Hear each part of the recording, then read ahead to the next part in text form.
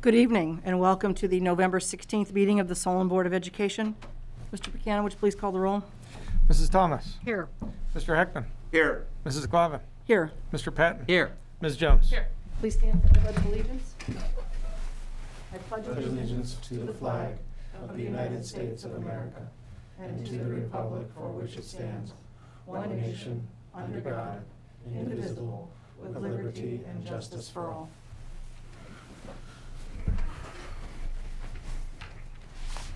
This is our first opportunity for public comment. Mr. Bolden, is there anything? There is one public comment. Mary K. Verbier, 32921 North Burr Oak Drive, Solon, Ohio. Good evening.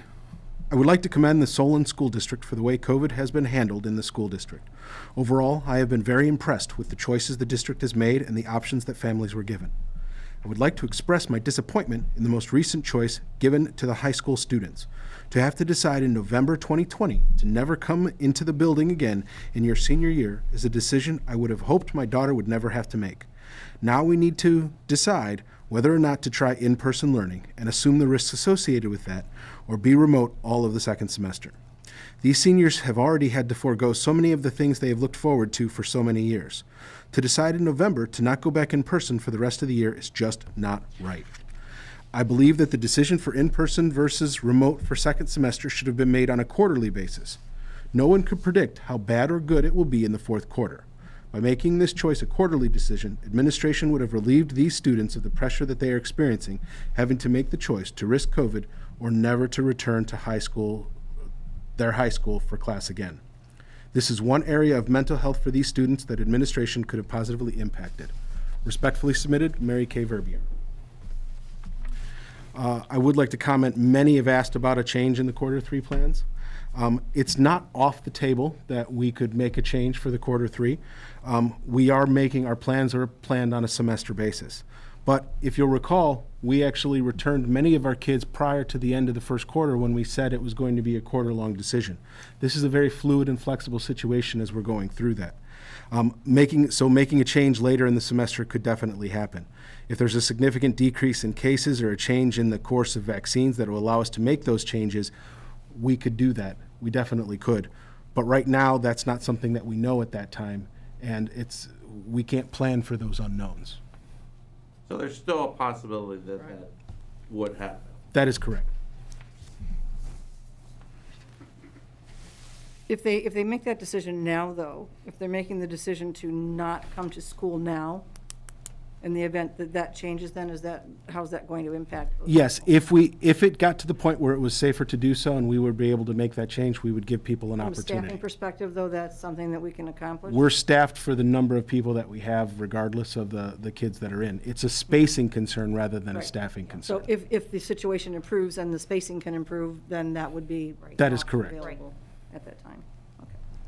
Good, thank you for clarifying. I have, when we get to the C item about it, I have a lot to share about COVID and the status of COVID and what's going on right now and how we're handling those things, and I'll address some of those at that time. Good. Well, there'll be another opportunity later in the meeting if anything comes in on the internet with regard to public comment. In accordance with Board Policy 10169, this meeting is a meeting of the Board of Education in public for the purpose of conducting the school district's business and is not to be considered a public community meeting. Due to the virtual nature of the following meeting and in accordance with state law, we are foregoing the traditional period of public comment. Should anyone from the public have comments that they would like to share with the board, please email those comments to info@solonboe.org. Again, that address is info@solonboe.org. Just as a reminder to our audience, board members do receive and review the agenda and accompanying explanation during the week prior to the Monday board meeting. Moving into the treasurer's report, item A1, approval of minutes. Recommended motion to approve the minutes of the regular meeting of October 19, 2020. May I have a motion, please? Move. Moved by Mrs. Thomas. Second. Second by Ms. Jones. Are there any additions or corrections to the minutes? Seeing none, Mr. Buchanan, would you call the roll, please? Mrs. Thomas. Yes. Ms. Jones. Yes. Mr. Heckman. Yes. Mr. Patton. Yes. Mrs. Glavin. Yes. Item A2, approval of bills. Recommended motion to approve the payment of bills totaling $461,704.91 as noted in enclosure A1. Motion, please. So moved. Moved by Second. Mr. Heckman, second by Mr. Patton. Yes, Ms. Glavin, the bulk of this amount is coming from our new district buses. Those are the buses that the board approved for us to get back in January or February. They, due to COVID, just like everything else, there was a delay in those buses getting here and arriving, but they are now fully in service, and we are now paying the bill. This is a routine annual. That is annual correct. Expenditure, though. Good. Thank you. Are there any questions? Seeing none, Mr. McCanna? Mr. Heckman? Yes. Mr. Patton? Yes. Mrs. Thomas? Yes. Ms. Jones? Yes. Mrs. Glavin? Yes. Item A3, District 5-Year Forecast. Recommended motion to approve the submission of the District 5-Year Forecast as required by Ohio Revised Code, as noted in enclosure A3. Motion, please. So moved. Moved by Mr. Heckman, Second. second by Mrs. Thomas. Mr. McCanna, Yes. you're up. Hey, okay, I'm ready. I'm ready. It's that time of the year again. We used to be required by the state to submit our first forecast of the fiscal year by the end of October. The state had changed that law last year, I believe it was, and now it's the end of November, which is good because it gives us an additional month under our belt to see if there's any actual activity that could change the forecast one way or the other. A couple of the items I'd just like to point out to you are, first of all, COVID. COVID in general, it has definitely increased our operating expenses. Obviously, the forecast allows for those one-time operating expenses increasing and then backs the expenses back out for future years.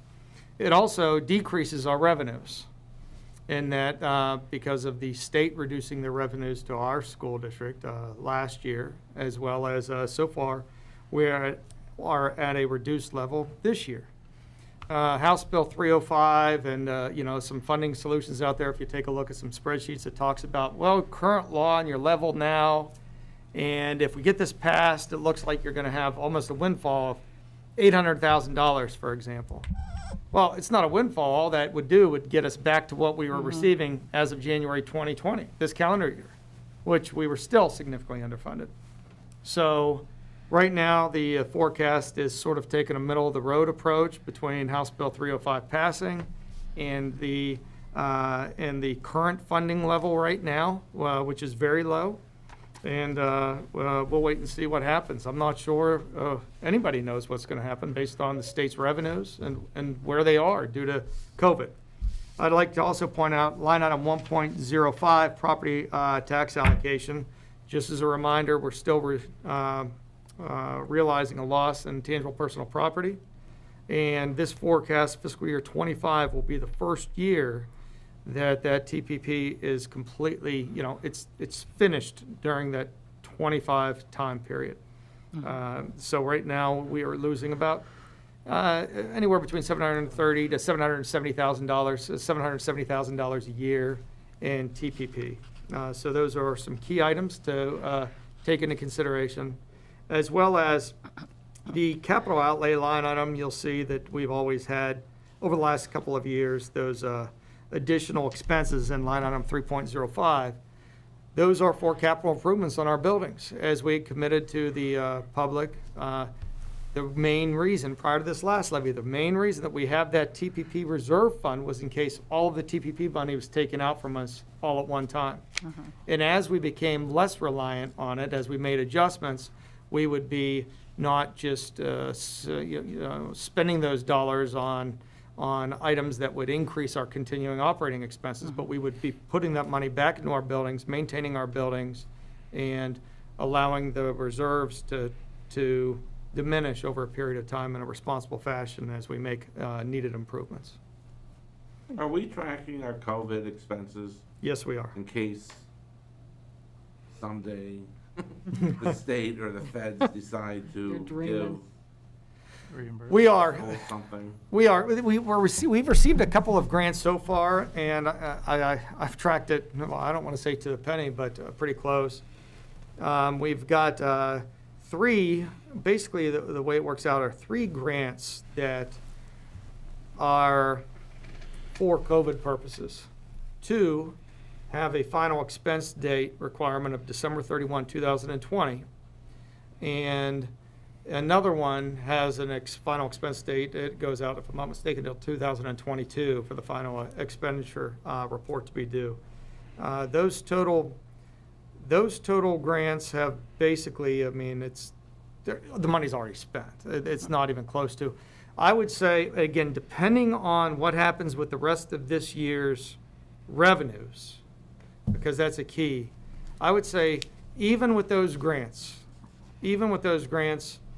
COVID, a net expense to the district, to give you a wide range, $2 million to $3 million additional cost to us After the grant. after the grants. But I do have all of that detail. Well, gotta do what you gotta do. Opening schools safely is expensive. Exactly. Oh, absolutely. Are there any other questions regarding the 5-year forecast? Seeing none, Mr. Buchanan? Mr. Heckman? Yes. Mrs. Thomas? Mr. Patton? Yes. Ms. Jones? Yes. Mrs. Glavin? Yes. Concludes the treasurer's report. Moving into the superintendent's report. Item B1, retire, rehire classified. Recommended motion to approve the retirement and rehire of the following individual for the retire, rehire incentive that is part of the collective bargaining agreement between the Solon Board of Education and the Ohio Association of Public School Employees, complying with Ohio Revised Code 3307.353, which requires the notification of a hearing to be conducted at the regularly scheduled board meeting of January 11th at the Solon Board of Education offices. That person is Kim Pennington. May I have a motion, please? So moved. Moved by Ms. Jones, Second. second by Mrs. Thomas. Yes, Golden? yes, this is the same program that we use very often to, it's a cost savings to the district. It enables us to take employees who might stay longer during their most expensive years and give them an opportunity to retire into the retirement system, work for us for up to another year at the normal salary that they would have gotten normally. And then for those last 4 or 5 years for their retirement, we would be able to save those monies. Kim's done a great job for us, and this is part of that process. Thank you. Any questions? Mr. Buchanan? Ms. Jones? Yes. Mrs. Thomas? Yes. Mr. Heckman? Yes. Mr. Patton? Yes. Mrs. Glavin? Yes. Item B2, Security Director hire. Recommended motion to approve a contract with Jason Bender as the Solon School District Security Director as noted in enclosure B2. Jason will replace Jeff Pedicino and will begin work on January 4th, 2021. May I have a motion, please? Move. Moved by Mr. Patton. Second. Second by Mr. Heckman. Mr. Bolden? Yes, this is, we're kind of excited. I mean, we're sad because Jeff Pedicino has been an incredible part of this organization, has really given us, helped us build a program that I think rivals anyone in terms of the safety and security of our students. But we think Jay is the right choice for our district. He's going to build on that strong foundation that Jeff has created within the schools. We think he's going to have a seamless transition. He's got an incredible varied background between his work as not only a journalist, but a longtime veteran of the Solon Police Force. He's well regarded by all of his coworkers and his superiors. I know our police chief spoke very highly of him and how well he's done for them, and we think he's going to be doing the same here. We think the transition is going to be very seamless. We've set it up so that Jeff will be able to stay on to help him with that transition for a period of time, to help him go through that, as well as be available as we're going through that. But I think this is a great hire for us, and I think he's going to do a great job. Good. I know on behalf of the board, we certainly all want to thank Jeff Pedicino, who has been just an invaluable addition to the district. Back several years ago when Sandy Hook happened, it was a time for school districts to really take a serious look. And I remember Joe Regano at that time stating that, although he was an accomplished, experienced superintendent, he was not a safety director. And it was at that point that we decided it was time to reach out and try to find someone who could fill that role within the district and do it capably. And Jeff was certainly that guy, and he has done an amazing job. So I know that, we have all been very, very fortunate to work with him over these last years. Jason normally, I think, would be here if it weren't COVID. So as soon as we can, and as soon as it's safe, I think we'll certainly invite Jeff in Jay in to meet the board and the rest of the district and have that a little bit more formal. But again, we are not doing that right now during the COVID crisis. Are there any other questions or comments? Seeing none, Mr. Buchanan? Mr. Patton? Yes. Mr. Heckman? Yes. Mrs. Thomas? Yes. Ms. Jones? Yes. Mrs. Glavine? Yes. Item B3, certified retirement. Recommended motion to approve the retirement of Jeff Williams, literary research reading recovery teacher at Lewis Elementary School, effective March 1, 2021. Jeff has been with the district for 20 years. May I have a motion, please? Move. Moved by Mrs. Thomas. Second. Second by Ms. Jones. Yes, this is going to be a blow for us. Yeah. Jeff is, he's a stalwart part of our community. He's really helped build our literacy program going through it. We're hoping it was something he needed to do for his family. It was the right choice for him to make for his family. We're hoping to be able to entice him back to consult with us. He is the reading recovery. Debbie, he's Yeah, the, he still does. He's the Northeast Ohio Reading Recovery, I want to say supervisor, and we are the location for Northeast Ohio. So Jeff will still be Oh, good. a part of our team and will still be doing that part of his position. Great. You know, it seemed like he just started. I know. it goes by quickly. I know he was my son's reading recovery teacher. Just spectacular educator. Good employee. Are there any additional questions? Mr. Buchanan? Mrs. Thomas? Yes. Ms. Jones? Yes. Mr. Heckman? Yes. Mr. Patton? Yes. Mrs. Glavine? Yes. Item B4, resignation. Recommended motion to approve the resignation of Mary Golden, bus driver for the Solon Schools, effective October 17, 2020. May I have a motion, please? So moved. Moved by Ms. Jones, seconded by Mr. Patton. Yes, this is for one of our bus drivers who's worked with us for some time. Again, for family reasons, she had to resign, and we wish her all the best. Good, thank you. Any questions? Mr. Buchanan? Ms. Jones? Yes. Mr. Patton? Yes. Mrs. Thomas? Yes. Mr. Heckman? Yes. Mrs. Glavine? Yes. Item B5, home instruction tutors. Recommended motion to approve Erica Hayes, Brian Jones, Robin Joseph, and Kelly Telford as home instruction tutors for the 2020-21 school year. Motion, please. So moved. Moved by Ms. Jones, seconded by Mrs. Thomas. Yes, as we do almost every meeting, we have several people that are assigned as home instruction tutors for very specific students for a very specific period of time because they were not able to get the first instruction as part of the normal course due to injury or other reasons. We give them a certain amount of time to make that up, and then at that point, then these home instruction tutors are then discharged from their duty. So they doing that virtually? Yes, they do it virtually. But, and it's an interesting that you bring that up because the question that people often say is, well, can't the kids just attend virtually? These are for those specific students that either cannot attend virtually or the nature of whatever happened to them that prevented them from attending school is not something that can be done virtually, so that has to be made up. Thank you. Any other questions? Mr. Buchanan? Ms. Jones? Yes. Mrs. Thomas? Yes. Mr. Heckman? Yes. Mr. Patton? Yes. Mrs. Glavine? Yes. Item B6, substitutes. Recommended motion to approve the following individuals as substitutes on an as-needed basis for the 2020-21 school year. Motion, please. So moved. Moved by Mr. Patton. Second. Second by Mr. Heckman. As you can see, the list is short. We really need substitutes. I'm not going to. I think we wish it was longer, huh? We wish it was much, much longer. We have, every one of our COVID substitutes that we have hired works every single day in a classroom. We have had cases where our teachers our principals have gone into the classrooms to teach. We've had cases where we've had to have kids in study halls because we're short on staff. I'll talk about it more when we talk about our COVID return, but we really do need substitutes. Staffing is our number one biggest issue that we have this year. Because of the pandemic, because of people having to go into quarantine, we really need people to have subs. We really need people to come in and sub. You only need to have a 4-year degree.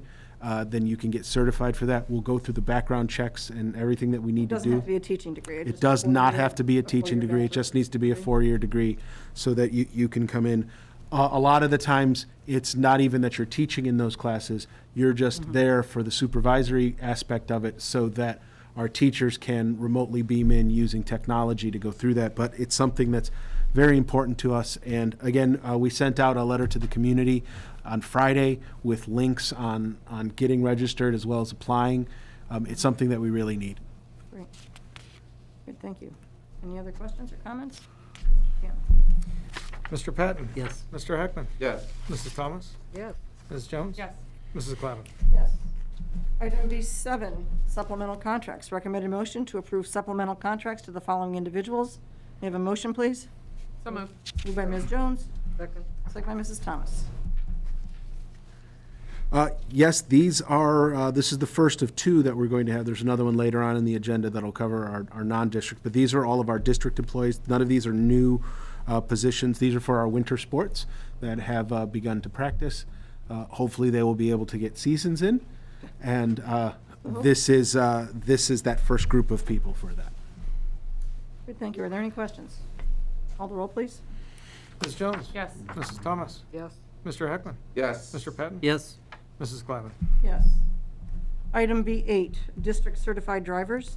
Recommended motion, a resolution to approve the following bus drivers for the annual driver certification by the Solon City School District for the 2020-21 school year under AOC 3301-83-06 P5. Those names are Patricia McCoy Kraft and Monica Gambino. This certifies that said drivers are of good moral character, at least 18 years of age, and are physically and otherwise qualified to drive a school bus as required by rules of the Ohio Department of Education for the City of Solon School District for the school year ending 2021. May I have a motion, please? So moved. Moved by Second. Mr. Heckman, second by Mr. Patton. Yes, Mrs. Glavin, this is another area where we absolutely need people as well. Drivers are in short supply. We have the necessary buses that we need to help transport our kids, but drivers are something that we always need, and we're always looking for them. So again, you can find links to that if you're interested in driving for the district. You can find that on our district website as well. Good, thank you. Any questions? Mr. Buchanan? Mr. Heckman? Yes. Mr. Patton? Yes. Mrs. Thomas? Yes. Ms. Jones? Yes. Mrs. Glavin? Yes. Item B9, non-district pupil activity permits. Recommended motion to approve non-district pupil activity permit contracts to the following individuals. May I have a motion, please? Move. Moved by Mrs. Thomas, Second. second by Ms. Jones. Yes, this is the second half that I was talking to you before. These are all the non-employees. We didn't have in-district employees that were available or willing to do those positions. So all of these positions are the non-district employees that are doing those jobs, and there are no new positions here. Okay, thank you. Any questions? Mr. Buchanan? Mrs. Thomas? Yes. Ms. Jones? Yes. Mr. Heckman? Yes. Mr. Patton? Yes. Mrs. Glavin? Yes. Item B10, payment in lieu of transportation. Recommended motion to approve the resolution as stated below, which permits the board to reimburse parents whose children attend a private school for which is impractical to transport their children. In accordance with Ohio Revised Code, Section 3327.01, providing the boards of education determine whether or not transportation shall be provided to non-district schools within 30 minutes by school bus for district resident children. Payment in lieu of transportation be made to parents of children at a rate established by the State Board of Education. The Solon Board of Education finds it impractical to transport non-public schools to those listed below. May I have a motion, please? Move. Moved by Mr. Patton, Second. seconded by Ms. Jones. Ms. Jones? Yes, Ms. Glavin, this is something we do every year. This is people that we've deemed impractical to transport, and then they will, because of a variety of reasons, this year, more so than ever, because of our need to maintain social distancing on the bus, we've not been able to provide transportation to all the places that we would typically do so. So, Good, thank you. Are there any questions? Mr. Buchanan? Mr. Patton? Yes. Ms. Jones? Yes. Mrs. Thomas? Yes. Mr. Heckman? Yes. Mrs. Glavin? Yes. Item B11, tuition reimbursements. Recommended motion to approve tuition reimbursements to the following individuals. May I have a motion, please? So moved. Moved by Mr. Heckman, seconded by Mr. Patton. Mrs. Glavin, these were previously approved, and they do meet our district criteria. Are there any questions or comments? Seeing none, Mr. Buchanan, if you call the roll. Mr. Heckman? Yes. Mr. Patton? Yes. Mrs. Thomas? Yes. Ms. Jones? Yes. Mrs. Gladden? Yes, thank you. Includes our business items, moving into information items and other reports to the board. Item C1, Mr. Bolden. Yes, actually, this one is going to be Mr. Or Buchanan. I guess that would be best. Yes, our PAFR is done, our annual PAFR, the popular annual financial report for fiscal year 2020. It's the time period July 1, 2019 through June 30, 2020. It's just a much easier read, some interesting stats, charts, graphs, and stuff, instead of the boring annual financial statements. So they're always available for On our review. website, I We can- assume? Yep, on our website, and pretty interesting, I think. Wow, what a surprise. I was just going to say, that's really good. We hope our treasurer thinks it's good. But I know it's a lot of work too, but it's, I think it is a good tool for parents and community members to be able to take a sort of a snapshot look at this district's. What's more in layman's terms? Right. It is. Yes, sir, it is. Being a layman, we're happy to see that. Item C2, Mr. Bolden. Yes. Each year, one of our requirements are that we need to report on our nutrition standards, and the purpose of that is I just need to make sure I tell the board and people that are listening that the Solon District is completely compliant with all regulations for all snack foods sold at school, and we adhere to the USDA Smart Snack regulations and Ohio's food and beverage standards as outlined in Senate Bill 210, whichever happens to be stricter, either the USDA or SB 210. So this is an annual thing that we need to do to fulfill the requirements of the law. Good, thank you. Item C3. Okay, this was kind of exciting. This is kind of neat. This year we're doing Shakespeare again. We're doing The Tempest, but we're doing it really differently this year. I know that the Ferencies and the kids have worked very hard to put on a very unique production. First of all, it's being live streamed only, so the entire thing is going to be live streamed. Secondly, it's The Tempest, but it's The Tempest reimagined as an homage to classic science fiction, kind of like Forbidden Planet meets Star Trek. And if you know Chris Ferenci at all, you would know that this is something that's very near and dear to her heart. She's a huge Star Trek fan. So I think it's really exciting. The sets look amazing. I think it's going to be a really neat production. And we're doing it in such a way that's keeping the kids safe, obviously streaming it so that we can keep our audiences safe. It's just a really neat thing. There's going to be 4 performances that are going to be live streamed. November 19th through the 21st at 7 p.m. and then November 22nd at 2 p.m.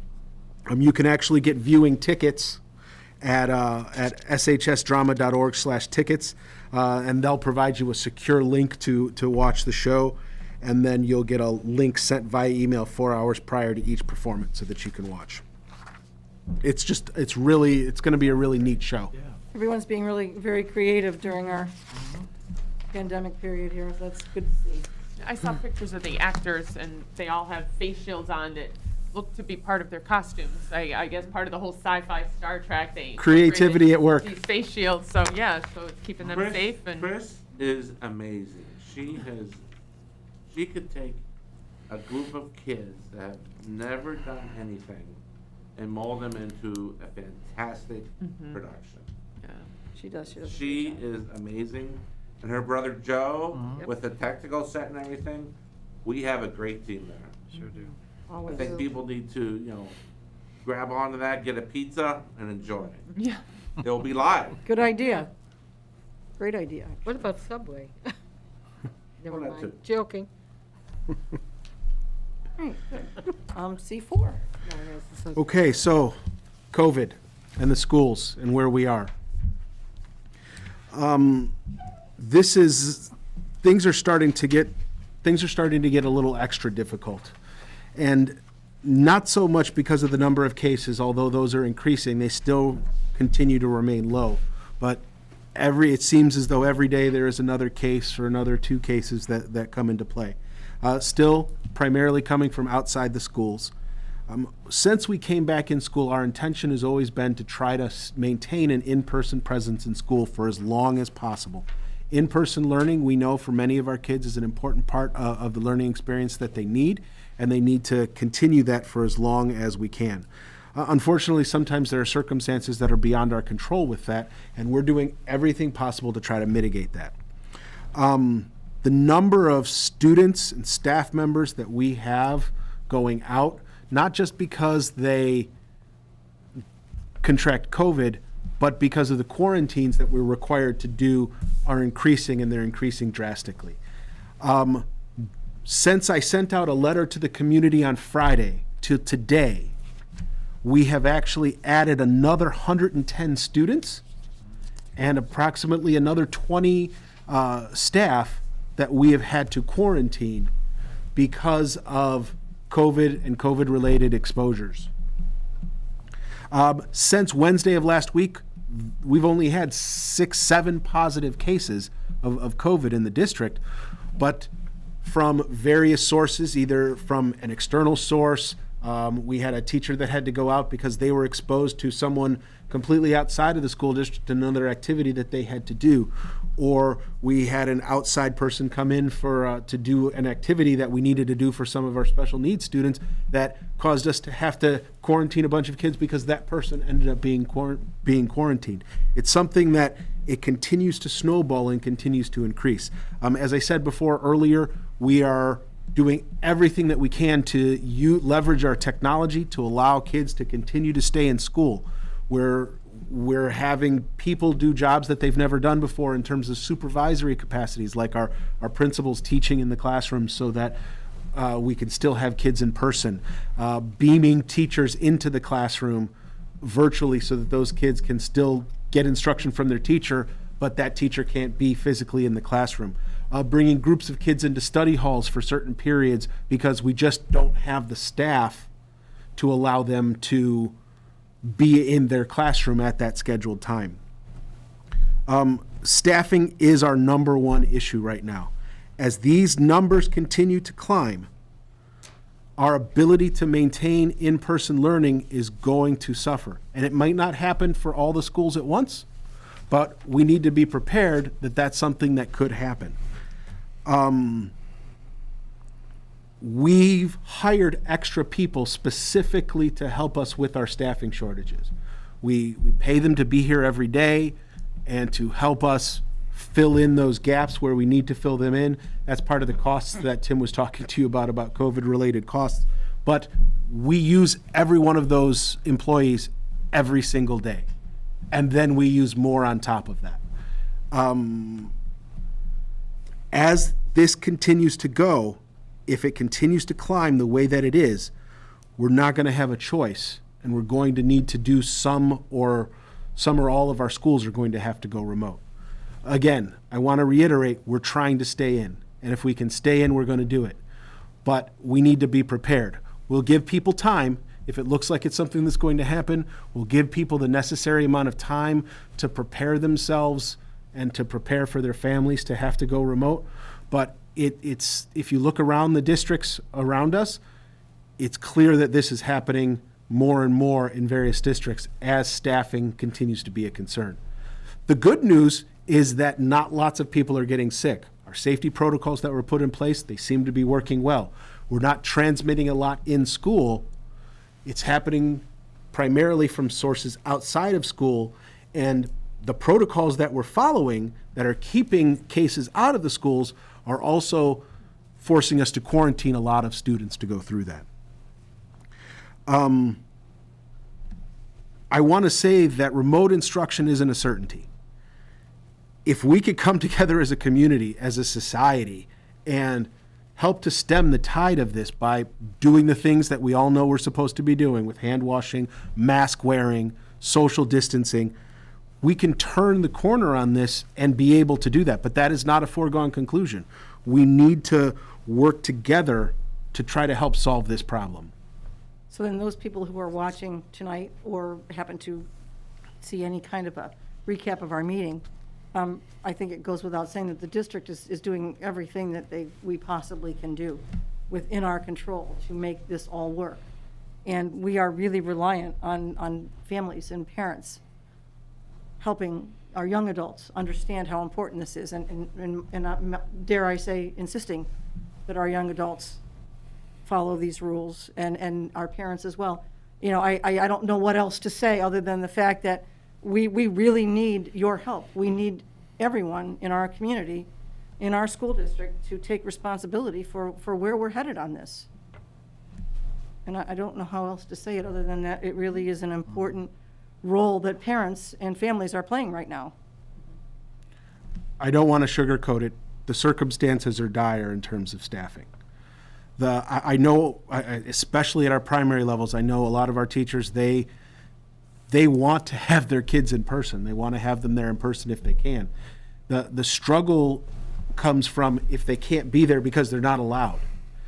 And if it continues like this, and we're coming into Thanksgiving, and Thanksgiving is a big time. I know I'm going to pick my daughter up on Sunday. They get weekly COVID testing at her school.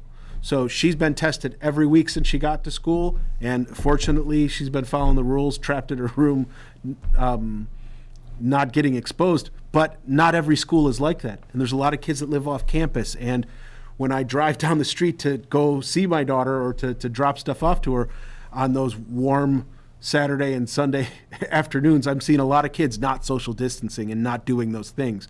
And the big concern is we could be bringing a lot of COVID into our community in the next several weeks. And I'm trying to avoid it. We as a district are trying to avoid not closing after Thanksgiving and to still try to push through to the holiday.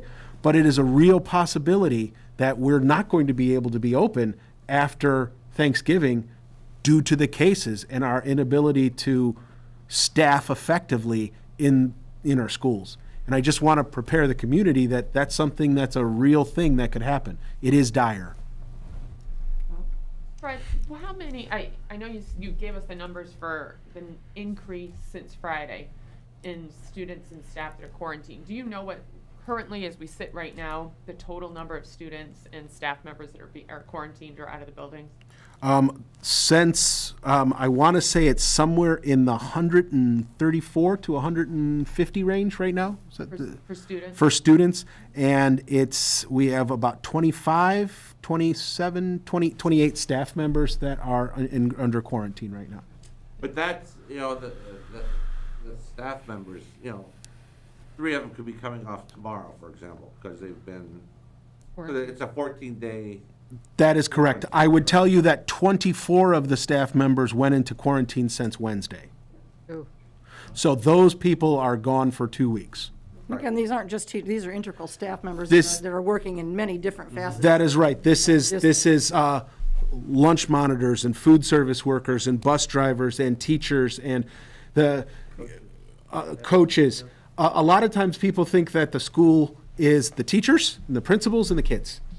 But there's a lot of people and a lot of moving parts to help the school run and to do the things necessary, and all of those pieces have to be functional in order for us to have a successful and working district. And I could say the hard work of everyone that we've had since we came back in early October has allowed us to stay in when other districts have had to take a break and take steps out and then come back in and then take additional steps out.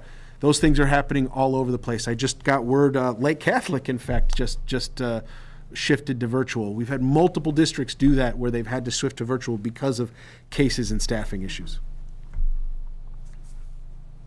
Well, I don't know what else to say, honestly. Other than I hope everyone steps up and does what we all need, and that has to be done. Well, and also to let everyone know that we are watching this every day, working very hard accordingly, and we take this very, very seriously. Anything else, Mr. Bolden? I have nothing, Mrs. Glenn. Moving into board reports and other committee reports. Mr. McCann, anything? No, Ms. Mrs. Jones? Conlon. No, thank you. Patton? No. Mrs. Siegel? No, Mrs. Lavin. Mrs. Dawes? happy Thanksgiving, and Sure. hopefully you'll just have the immediate family or smaller. I mean, just, That's what we're hoping. everybody's gotta do their part. Mr. Heckman? I hope everyone enjoys the Tempest here Thursday, Friday, or Saturday night at 7, and Sunday at 2. Very good. This is the second opportunity for public comment. If, Jamie, is there anything additionally, or? Mr. Bolden, nothing else? No, Ms. Glavin. I will entertain a motion for an adjournment then. Move. Moved by Mrs. Thomas, seconded by Mr. Patton. Call the roll, please. Mrs. Thomas? Yes. Mr. Patton? Yes. Mr. Heckman? Yes, Ms. Jones? Yes. Mrs. Glavin? Yes. Thank you all for joining us, and happy Thanksgiving. thank you. Thanksgiving.